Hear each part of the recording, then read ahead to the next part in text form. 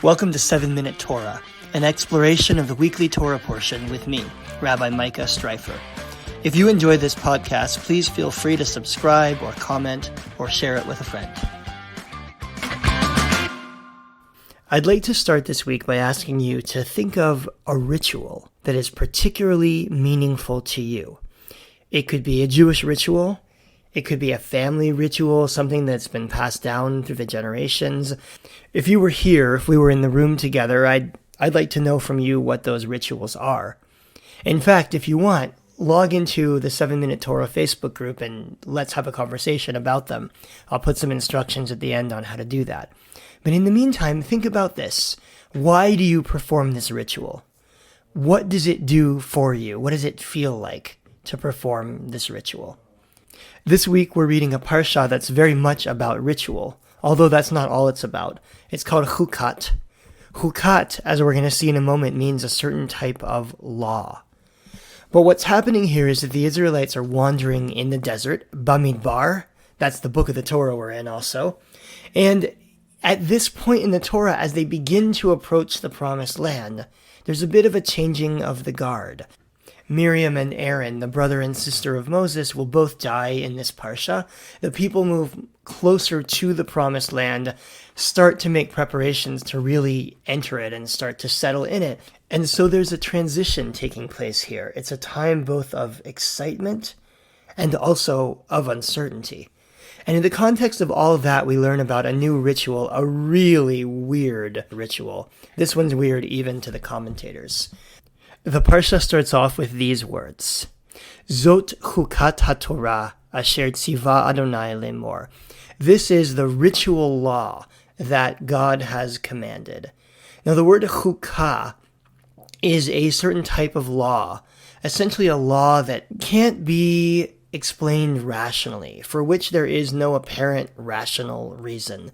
That's going to become important in this parsha as you see exactly what law is being commanded. The particular ritual here is what's called the ritual of the red heifer, in which the people are commanded to sacrifice a certain kind of red cow without blemish, in Hebrew, para aduma tmima, and that the ashes of that red cow will be ultimately mixed with water and used to purify people so that they can enter the temple and perform sacrifices. I know, weird, right? Now we have to remember, first of all, that the main mode of worship in ancient times was animal sacrifice. And so, in some ways, this is in line with what was done in ancient Israel. You needed to be able to sacrifice, you needed to be able to enter the temple, and for that you needed to be in a state of ritual purity. But none of that explains why you need a red cow without blemish. None of it explains the strange specificness of this ritual. And the commentators are actually relatively focused on that. Rashi, who's the commentator par excellence of the Torah, expresses some anxiety in his commentary that other nations might taunt us because this ritual has no apparent reason. The Sefer HaChinuch, which is a medieval Jewish book of the reasons for the mitzvot, for the various commandments, says, this is my favorite: on this commandment my hands are weak and I am afraid to open my mouth about it at all, since I have seen that the rabbis, may their memory be blessed, spoke at length regarding the depth of its secret and greatness of its content. In other words, the Chinuch doesn't know what's going on here either. And he quotes the Midrash, where it says that King Solomon was able through his great wisdom to understand all the reasons of the Torah, except for this one. So there's some kind of anxiety among the rabbinic commentators that nobody can explain why we perform this really weird ritual. Now, they're not rejecting the existence of the ritual, but they are expressing discomfort with an action that can't be explained.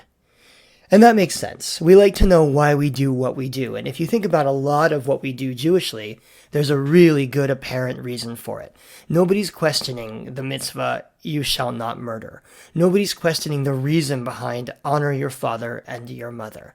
And a lot of the rituals that we perform also have reasons. There's good reason for Shabbat. There's good reason for prayer and meditation. But that's not always the case with the ways that we perform rituals.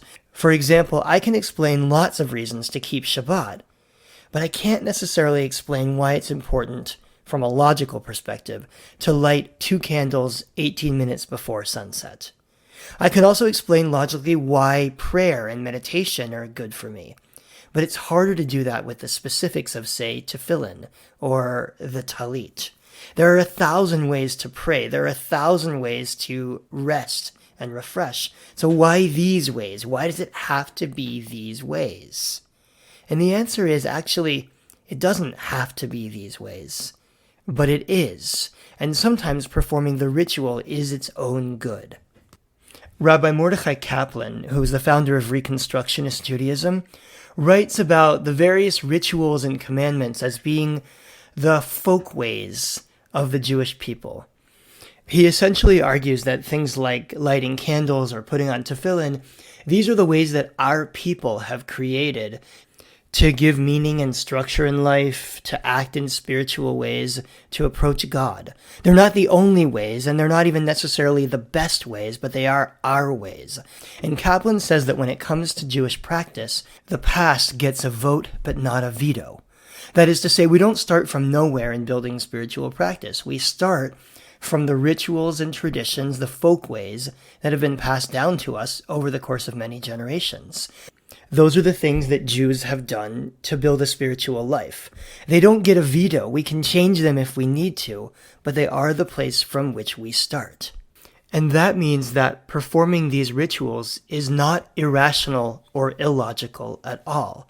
What do we gain from them? What's the rational reason for them? It's often about connection and structure and security.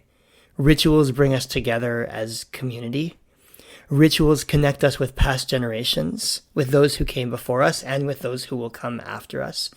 Rituals provide a structure in our lives and a sense that we're part of something larger, that we belong to something, that we have someone to turn to, whether it be other people or God or even to ourselves.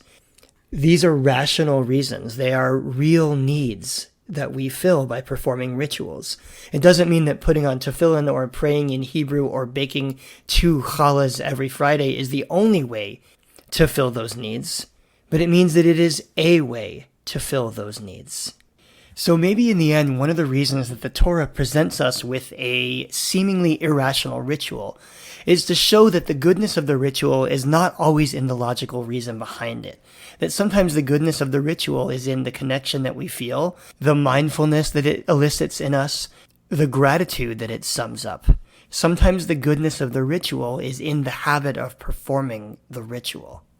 Let me be clear, I'm not advocating for sacrificing a red heifer. I'm a vegetarian.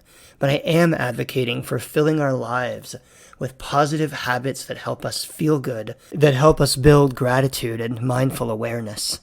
I think that kind of structure can encourage us to be more generous with others and with ourselves.